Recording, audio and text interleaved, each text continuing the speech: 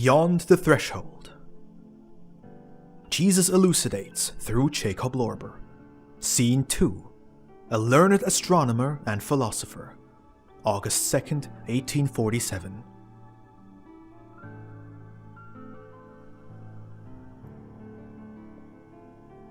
Let us go to the sickbed of a scholar, for the preservation of whose life, as you like to say, there is no longer any herb growing that would be of use.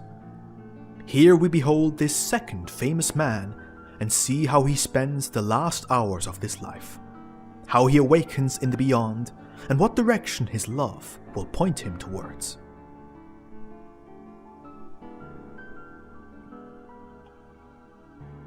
The man whom we shall put under scrutiny was, in the world, a philosopher, as well as an astronomer in optima forma, as you say.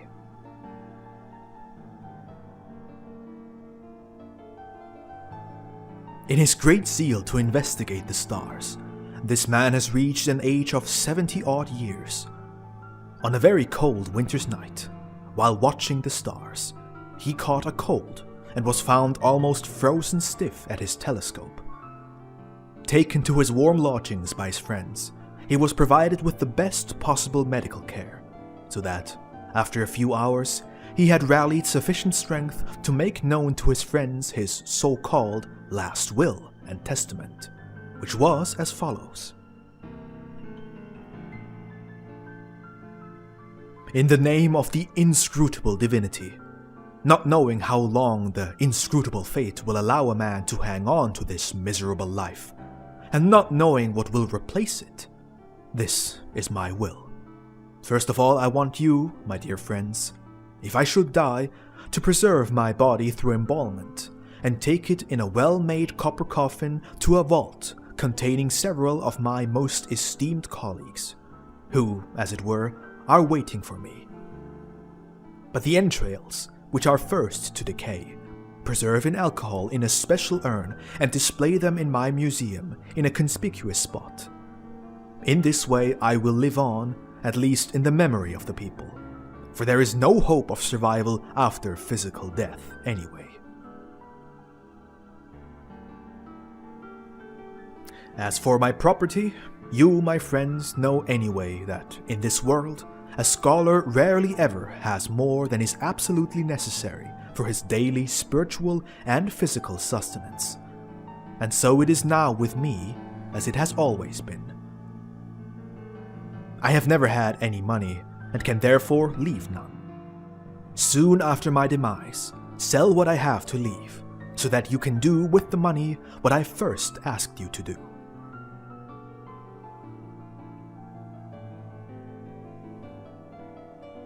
When I am deceased, inform my 3 children, who are all well provided for. The eldest son, my favorite child, who follows in my footsteps, shall inherit my books and writings in their entirety, and, as soon as feasible, arrange for the publication of my unedited writings. This is my last will concerning this beautiful stellar world, which henceforth I shall no longer behold and consider. Oh, what a miserable being man is, full of noble ideas, full of hopes for a beyond while he is still treading the earth as a healthy man. But before the open grave, all that evaporates, like the dreams and imaginings of a child, and their place is taken by the sad reality, namely death, as the last moment of our existence. And with it, annihilation, which knows no limits. Oh, friends, it is a heavy, terrible thought to pass from existence to non-existence, for the one who, like I, now stands before the open grave. My innermost is calling out to me, "You die! You are dying! Only a few minutes, and the black night of eternal, limitless annihilation will seize your entire being." Oh friends, this call is horrifying for the one standing on the brink of the grave, looking with one eye at the dear, beautiful stars, and with the other at the eternal, dead night, where no idea enlivens the decaying ashes, no consciousness, no memory. Where will this dust have been blown to in 1,000 years? Which gale will unravel it from its grave? Which wave of the ocean, or which other new grave, will swallow it?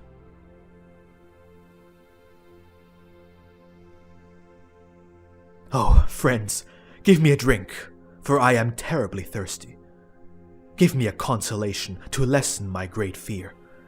Give me of the best wine, so that I may refresh myself once more, and, intoxicated, find it easier to wait for the terrible death. Oh, you horrible death! You greatest disgrace for the majestic human spirit, which has created such glorious things and made discoveries to its greatest honor. This spirit must now die. The greatest disgrace is its reward. Death, eternal annihilation. O Fatum, O divinity, having created eternal stars, why not create an immortal human being? O folly! How great you must be in the divinity to take pleasure in creating what is most noble, only to destroy it again forever, or to form ignominious worms or infusorians out of human beings.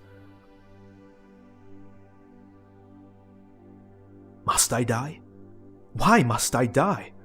What did I do? What did millions do to deserve death? Truly, a better creation could have been established in a madhouse than this mortal one by a supposedly wise divinity. At this point, the surrounding friends and doctors admonish our astronomer to calm down, if he wishes to recover. For it was nowhere written that he had to die because of this certainly very severe cold. On the other hand, such mighty emotional unrest could, in all earnest, cost him his life.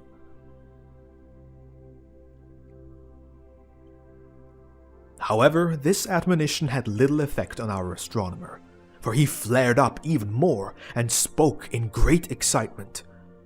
"Away! Away with your help! Away with this miserable, accursed life!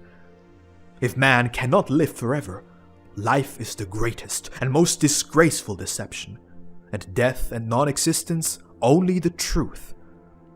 The wise man must be embarrassed about such a sham life lasting from today till tomorrow. Therefore, I will no longer live. This most miserable life now disgusts me 1,000 times more than the most miserable death. Therefore, give me poison. Give me the strongest poison, so that I may rid myself of this sham life as soon as possible.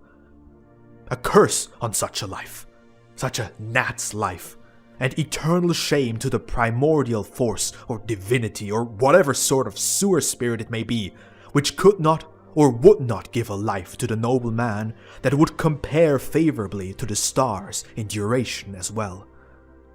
So away with this life, away with this divine deception. If it cannot give a better life to man, why should man care for it? Let it keep such a life. Goodbye, my dear friends. I am dying. I want to die. Yes, I must die. For as a most noble human spirit, I could now no longer bear the shame of this sham life." Here, the doctors again admonish our astronomer to calm down, but he falls silent, not saying another word. The doctors give him musk, but he flings it away. They entreat him to take medicine, but he talks less and less and begins to gasp for air. He is given massage in an attempt to arouse him from his lethargy, but in vain. After some time, the death rattle subsides, but it is replaced by a severe delirium, as it appears to the world, in which the astronomer says the following words with a hollow, shrieking voice. "Where are you, which I have loved so much, you beautiful stars? Are you ashamed of me, hiding your lovely countenance from me? Oh, do not be ashamed of me, for the same fate which has now come upon me is in store for you. You will die as I have now died. But for this, do not be angry with the weak creator, as I was angry with him. You see, he surely had the best intention, but too little wisdom and power, wherefore all his works are so feeble and perishable. He would certainly have done better if he had never created anything, thereby making only a fool of himself before us, his wise created beings. For an imperfect work cannot be traced back to a perfect master. Therefore, no more recriminations for the poor fellow of a creator, who will, in the end, have to sustain himself beyond the limitless transience of all his works. Oh, you poor creator. Only now can I see that you are surely a thoroughly good being, and would have the greatest joy if your creation had been a greater success. But ultra posse nemo tenetur. Nobody can go beyond his capabilities. A scoundrel who tries to do more than he can. You, however, did not go beyond your capabilities, and so you are no scoundrel. O you good man Jesus, who has given to the world the wisest moral teaching, together with many a pseudo-miracle. You too relied too heavily on your presumed godfather, who then forsook you, owing to his evident weakness, exactly when it would have been time to support you with omnipotence, scattering your enemies like chaff. When you were hanging on the pillory, it was surely too late to exclaim, my God, why hast thou forsaken me? For you see, your God has had to forsake you long ago, because he lost the power to support you, as well as now me. He did what he could, and would have liked to do more, but you see, also here the ultra posse nemo tenetur still holds true. Oh, but this is ridiculous. Now I have died, but I am still alive, like a deceived donkey. The funniest part is that I am under the impression that it is a sheer impossibility to ever die. But where did the earth go? And where are my good friends? I hear and see nothing except myself, alone. At the same time, I am fully conscious, my memory clearly reaching far back beyond my mother's womb. It is truly strange. Is the divinity trying to show me that it can achieve more than I have expected of it lately? Or is my body still alive at the last moment before its annihilation, my present life resembling the afterglow of those suns which became extinct trillions of years ago, and live on only in the emanation of the light through the infinity of space?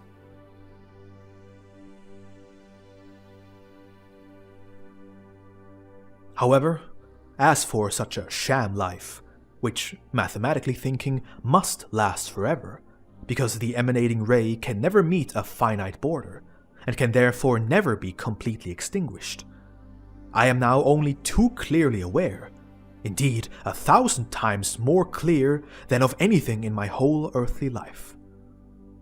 Only, as mentioned before, that I hear nothing and see nothing but myself.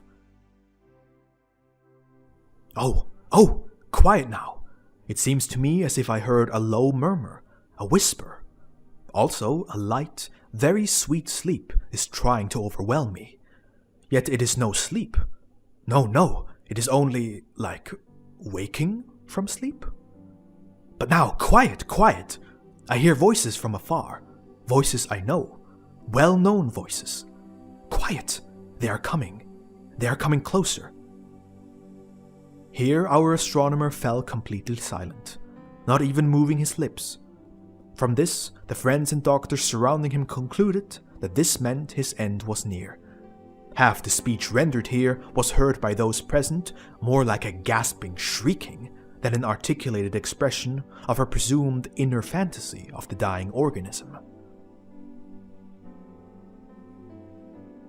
The doctors went to great lengths to revive him, but in vain, and allowed the astronomer, who, they thought, had sunk into the most profound lethargy, to rest, waiting to let nature take its course. However, they waited in vain, for nature brought forth nothing but the soon occurring true death.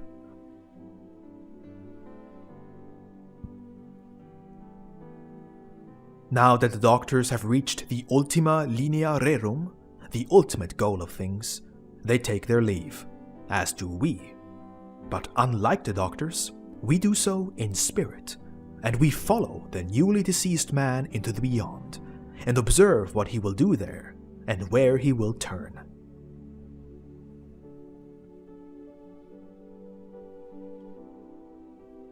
Behold, he is still, just as in the world, on his bed, and apart from the 3 angels previously mentioned, no one else is present.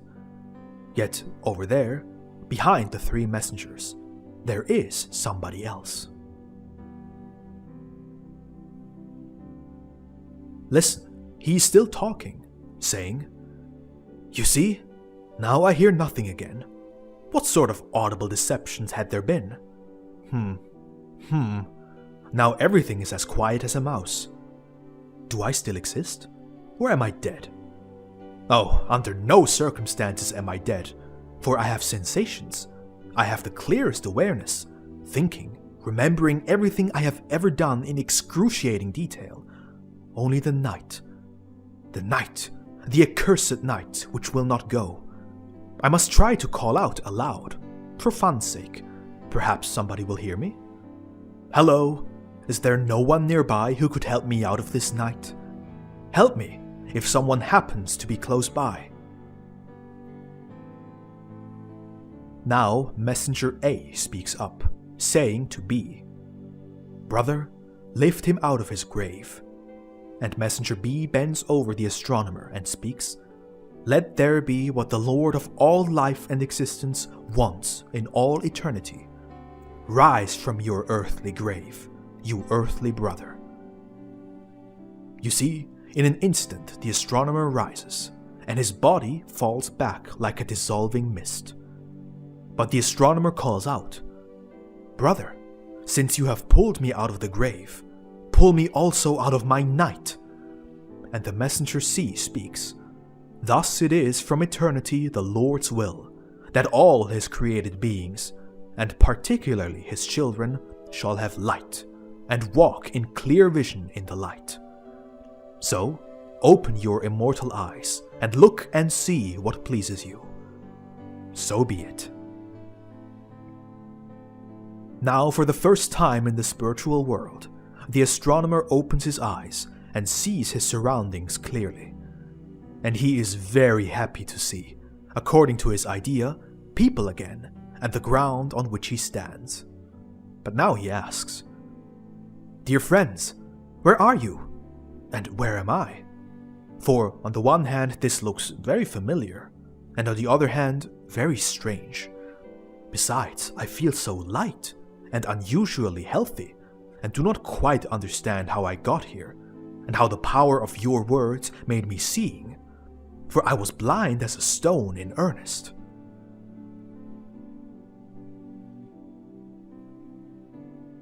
Angel A speaks, "You have died for the world, according to the body, and are now forever alive, according to your soul and your spirit, here in the true world of life of the spirits.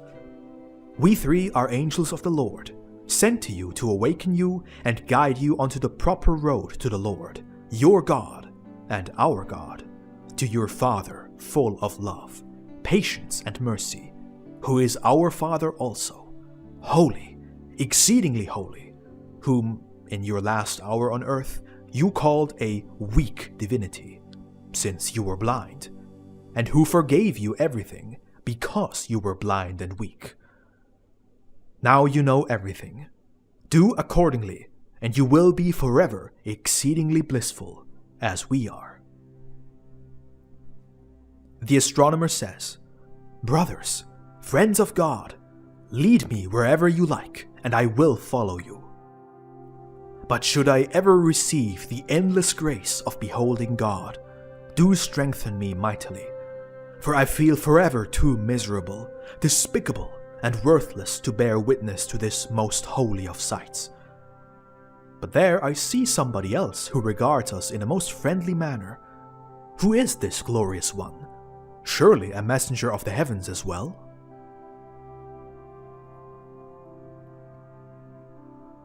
Angel A says, "Yes, certainly a messenger of all the heavens.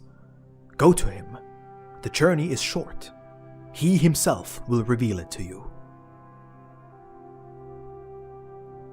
The astronomer goes, and the certain somebody goes to meet him and says, "Brother, do you not know me?" And the astronomer replies, "How should I know you, since I see you for the first time? Who are you, dear, glorious brother?" The most friendly one speaks. "Look at my stigmata. You see, I am your weak Jesus, and have come to meet you, to help your weakness with my weakness. For if I were to meet you with my strength, you would have no life. You see, every beginning life is a tender plant which cannot live without air, but the gale kills the life of the plant. Thus I too am only a tender breeze, meeting you to revive you fully, not a gale to destroy you. Love me as I have loved you from eternity, and you will have the true eternal life." Speaks the astronomer. "Oh, you, my most beloved Jesus, so it is you who gave the most glorious teaching to the dwellers of the earth and was crucified for it? Oh, teach me also the proper path leading to God, that which you taught. You shall never be crucified for it by me. However, if possible, allow me to also contemplate in full clarity your great creation, which has been my main concern all my life." Speaks Jesus. "Your journey to God will not be far if you will begin it at once. If, however, you wish to first travel among your stars, then the road will be long indeed. Now, choose what you prefer." Speaks the astronomer. "My most beloved Jesus, you see, I am far from ready for God. So, if you can, help me to mature among the stars." Speaks the Lord. "It will be done to you according to your love. Choose one from among these 3 angels who will guide you and show you, at the end of your journey, who your presumed Jesus is, whom you know as a man who was crucified."